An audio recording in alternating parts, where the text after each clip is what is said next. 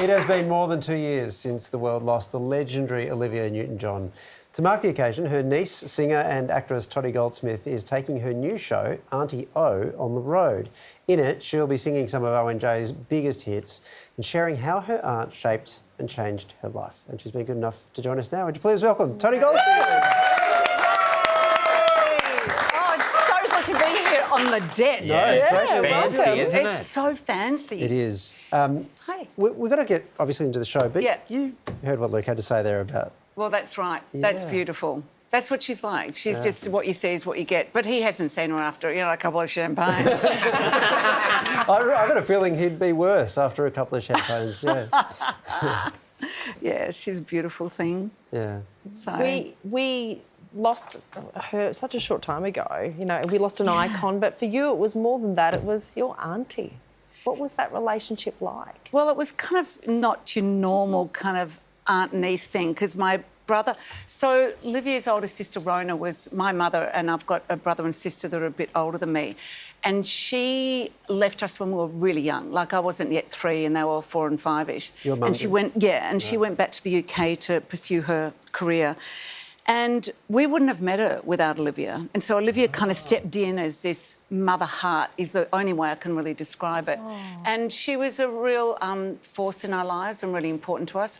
But also she had that maternal role growing up, and that kept, but then it turns into a friendship, and then it turned into, I've worked with her on the Wellness Centre for, since its inception. And so the relationship's very, it's deep, and I really miss her. A big part of my life. What's a story about her that would surprise people? I don't know. I mean, she was really cheeky. So one time she said Plonker, which was my nickname with her. I want to go and what was do it? Plonker. Plonker? Toddy Plonk. Oh. It was an English thing, and even my mother called me Tottie Plonk. So it was a Newton-John side of the family thing.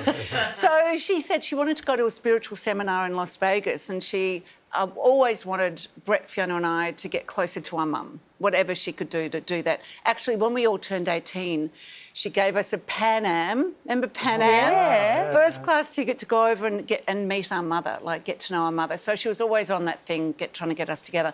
So she said, let's go to Vegas. I want to see this Hay House seminar, which is like a spiritual kind of retreat thing.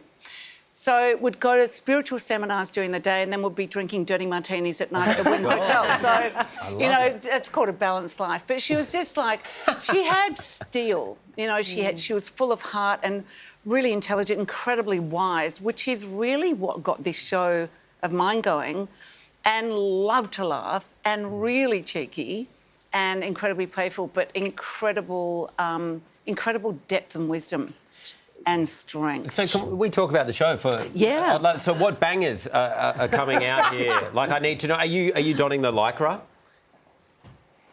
OK, that's a weird silence. 62 years old. You totally... I'm not donning any would. lycra. It's got to hang off me now, or it's got to be really firm. Lycra is a mindset. Yeah, that's true. It is a mindset. Yep, that's what all the cyclists near my house say. That's not Right.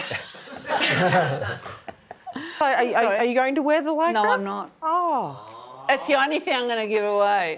What do you mean? No, no, I'm not going to wear the lycra.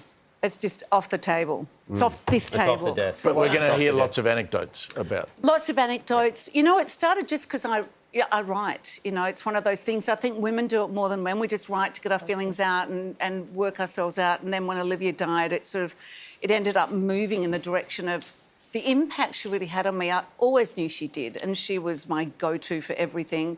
And she played such an important role in me and my siblings' lives. But when she died, everything really escalated in what she actually really brought to me, as it does when you lose people. It heightens.